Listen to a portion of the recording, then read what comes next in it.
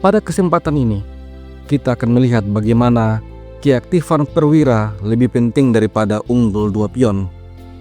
Arjun Erigeisi mengalahkan Nodirbek Yakuboev hanya dalam 26 langkah pada turnamen USCHES Cup 2025. Di game ini, Nodirbek Yakuboev memulai dengan D4, lalu Arjun menjawab D6. Setelah itu, Yakuboev mendorong E4. Dengan demikian, maka permainan menuju Pierce defense. Selanjutnya Arjun mengembangkan kuda F6, lalu gajah D3 menjaga pion, dan Arjun Erigeisi langsung mendorong E5. Di posisi ini, Yakuboev memilih untuk mendorong pion C3. Kemudian Arjun mengembangkan kuda B ke petak D7. Selanjutnya, Nodirbek Yakuboev mengembangkan kuda F3. Dan di posisi inilah Arjun Erigeisi menciptakan sebuah komplikasi.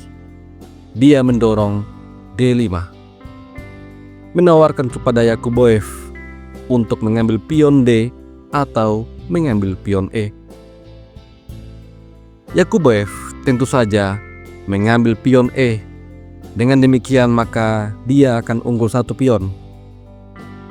Di posisi ini Arjun juga makan pion, menyerang gajah dan kuda, tetapi Yakuboev tidak menyelamatkan perwiranya.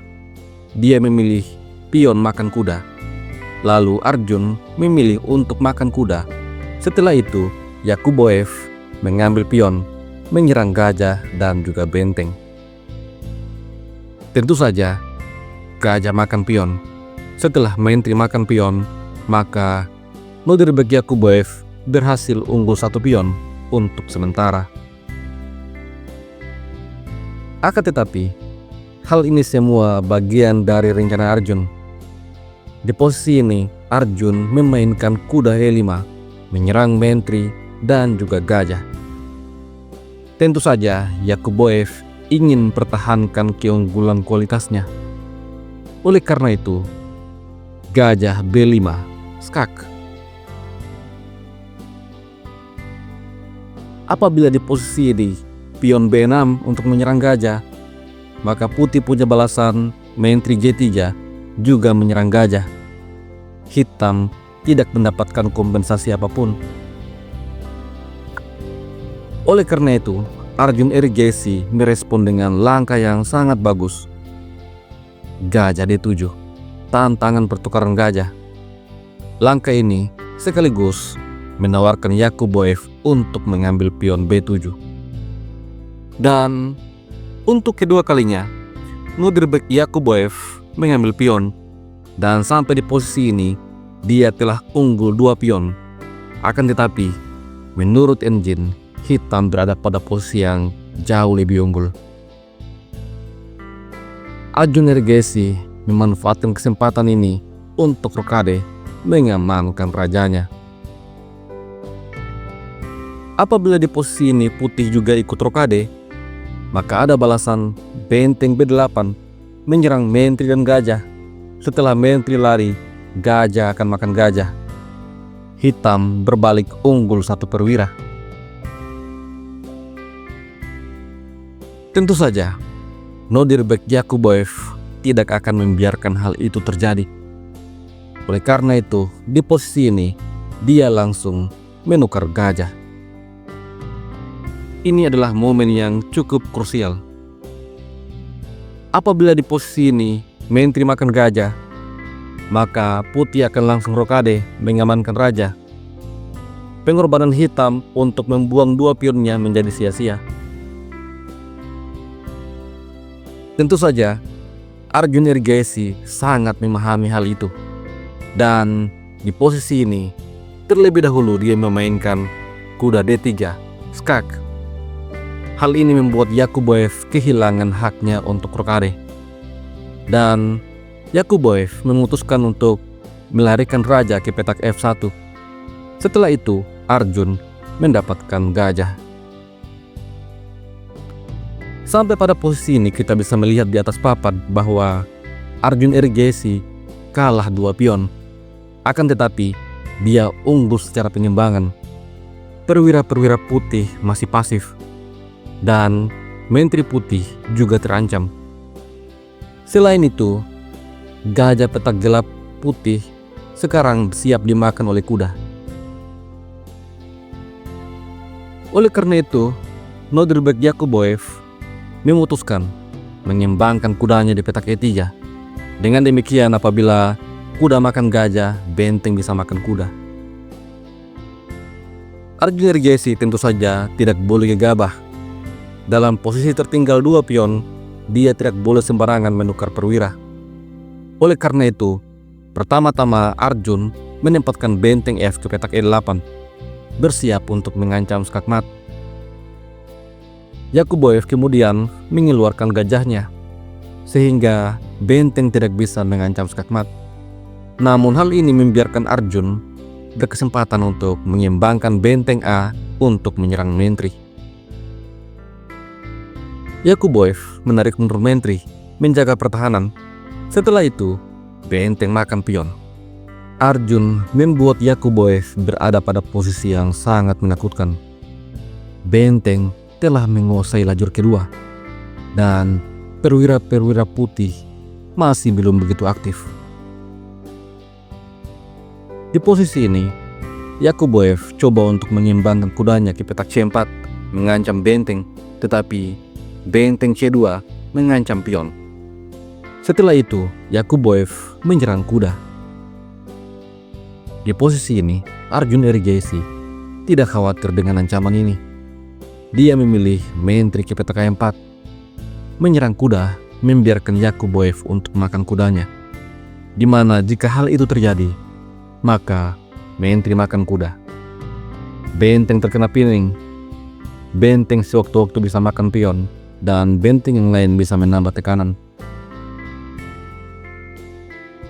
Tentu saja, Yakuboev tidak makan kuda. Di posisi ini, kuda langsung mundur ke petak D2. Setelah itu, Arjun mengambil pion, mengancam benteng, dan mengajak untuk bertukar benteng nantinya. Apabila di posisi ini menteri putih asal bergerak, maka benteng yang ada di petak D1 bisa jatuh. Oleh karena itu, putih berada pada posisi yang terkunci dan dilematis. Di posisi ini, Yakuboev mendorong H3, mencoba untuk evakuasi raja ataupun mengimbangkan benteng nantinya. Namun, Arjun Nergesi langsung menantang pertukaran benteng. Yakuboev kemudian melarikan raja ke petak E2. Setelah itu, kuda F4, skak. Tentu saja gajah tidak bisa makan kuda. Apabila di posisi ini raja mundur ke petak E1, maka ada balasan gajah makan pion.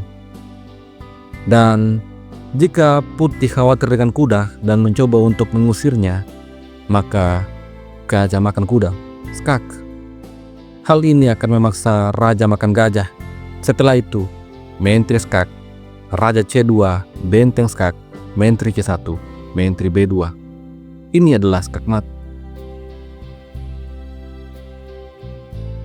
Oleh karena itu, dengan berat hati, Nodirbek Yakuboev mengambil kuda dengan menggunakan menteri. Setelah itu, Arjun mengambil menteri. Di posisi ini, lagi-lagi gajah tidak bisa makan menteri karena terkena pining. Nodirbek Yakuboev tentu saja belum menyerah, karena benteng masih bisa makan benteng. Secara material, putih hanya kalah 1 pion. Namun demikian, Arjun Nergesi punya balasan, gajah makan pion, menyerang kuda, dan juga benteng. Yakuboev tentu saja belum menyerah. Material masih cukup seimbang. Oleh karena itu, benteng makan pion. Namun kemudian, menteri mundur G5, mengancam pion G2. Di posisi ini, Yakuboev mencoba untuk mengaktifkan kudanya ke petak C4. Setelah itu, menteri B5, kuda terkena pining. Yakuboev mencoba dengan raja D3. menjaga kudanya sekaligus menyerang gajah hitam. Akan tetapi, di posisi inilah Arjuna Regesi memainkan langkah pamungkas yang membuat Yakuboev langsung menyerah. Langkah itu adalah Menteri B3. Ini adalah posisi yang sangat berbahaya dan tidak menguntungkan untuk putih sama sekali. Apabila kuda mundur misalnya, maka benteng skak. Setelah raja mundur, gajah makan kuda. Putih kalah kualitas. Apabila dipaksa dengan gajah makan gajah, maka menteri skak, raja lari. Kemudian skakmat terjadi. Bagaimana jika benteng makan pion? Maka gajah mundur A5. Open skak sekaligus mengancam benteng. Putih lagi-lagi tidak berdaya. Bagaimana jika G4 misalnya? Maka gajah B4 skak. Setelah raja ke petak E2, menteri makan kuda. Putih akan menjadi bulan-bulanan.